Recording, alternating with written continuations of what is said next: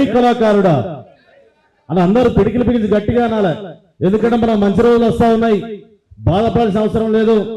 ఈరోజు ఈ పాటల పల్లకిలో 32 గంటల ఈ కార్యక్రమాన్ని ఏర్పాటు చేసినందుకు మా గురువర్యులు అన్నగారు నిర్మల కిషోర్ అన్న గారు గట్టి చప్పట్లు కొట్టాల్సిందిగా కోరుతా ఉన్నాం. మన అందరి కోసం, మన కోసం ఇదే సుందరయ్య విజ్ఞాన కేంద్రం సాక్షిగా ఉద్యోగం వచ్చినటువంటి అపాయింట్మెంట్ లెటర్ ని చింపేసినటువంటి ఘనత వీరిద్దరికి అక్క రమాదేవి అక్క కిషోర్ అన్న గట్టి చప్పట్లు కొట్టాల్సిందిగా కోరుతా ఉన్నాం.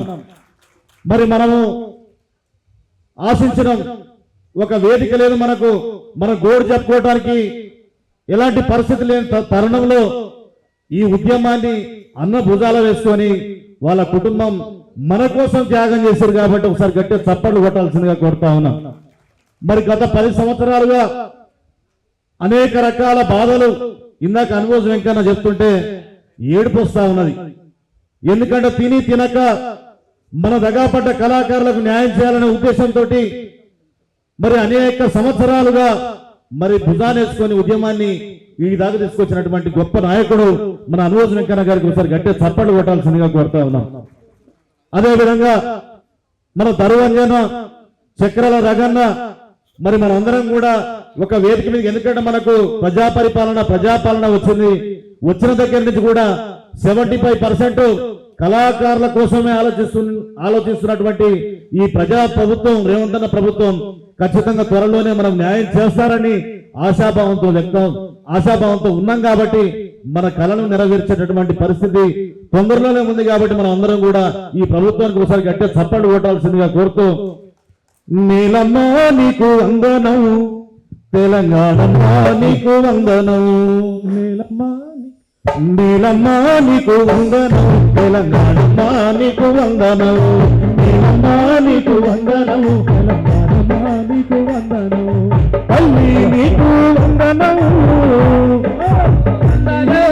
తల్లి నీకు వందనం, నీకు వందనం, బిడ్డల వందనం, నీలమ్మ నీకు వందనం, తెలంగాణమ్మ నీకు వందనం, నీలమ్మ నీకు వందనం, తెలంగాణమ్మ నీకు వందనం, నల్లగొండ పురిటిగడ్డ సాగలున్న ఊరాల బిడ్డ, నల్లగొండ పురిటిగడ్డ సాగలున్న ఊరాల బిడ్డ, పేరులాయిలమ్మ పేరు ఇంకుంటే నైజాము గుండె బెదారు, పేరులాయిలమ్మ పేరు ఇంకుంటే నైజాము గుండె బెదారు, సాయుధ పోరాట బాటలో బిడ్డలే ఆయుధమందరూ, నీలమ్మ నీకు వందనం, తెలంగాణమ్మ నీకు వందనం, నీలమ్మ నీకు వందనం, తెలంగాణమ్మ నీకు వందనం, తల్లి నీకు వందనం, బిడ్డల వందనం, నీలమ్మ నీకు వందనం, తెలంగాణమ్మ నీకు వందనం, నీలమ్మ నీకు వందనం, తెలంగాణమ్మ నీకు వందనం, తెలంగాణమ్మ నీకు వందనం, తెలంగాణమ్మ నీకు వందనం, తెలంగాణమ్మ నీకు వందనం.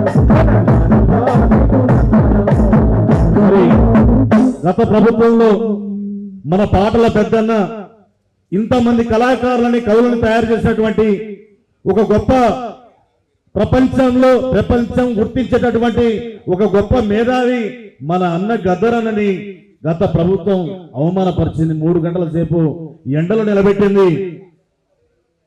పాటని అవమానించినటువంటి ప్రభుత్వం ఏనాడు కూడా నిలబడలేదు. కాబట్టి పాటని గౌరవిస్తున్నటువంటి ప్రభుత్వం రేపు మనకు ఖచ్చితంగా న్యాయం చేస్తుందని చెప్పేసి తెలియజేస్తూ, సమయం తక్కువగా ఉన్నది కాబట్టి నాకు ఈ అవకాశం ఇచ్చినటువంటి మా పెద్దన్న నిర్మల కిషోర్ అన్న గారికి శిరస్సు వంచి నమస్కారం తెలియజేస్తూ, మరి ఇంత ఓపికతోటి వచ్చినందుకు, అన్ని జిల్లాల నుంచి వచ్చినందుకు, మనకు త్వరలోనే న్యాయం జరుగుతుందని ఆశాభావంతో, ఆశతోటి వెనకకు తిరిగి చూస్తే ఇళ్లలో పోతే పేదరికంతో బియ్యం కొనలేని పరిస్థితులలో తెలంగాణ ఉద్యమంలో పనిచేసినటువంటి మనం అందరం కూడా మన సమయాన్ని వెచ్చించి తెలంగాణ రాష్ట్రం వస్తే మన బతుకులు మారుతాయన్న సందర్భంలో మరి ఒకే ఒక వ్యక్తి మన అందరి జీవితాల్లో నిప్పులు పోసి ఈరోజు గోస పెడతా ఉన్నాడంటే మనం అందరం కూడా మరి ఆ వ్యక్తిని మనం అందరం కూడా ఇంటికి సాగదు వెళ్ళాం.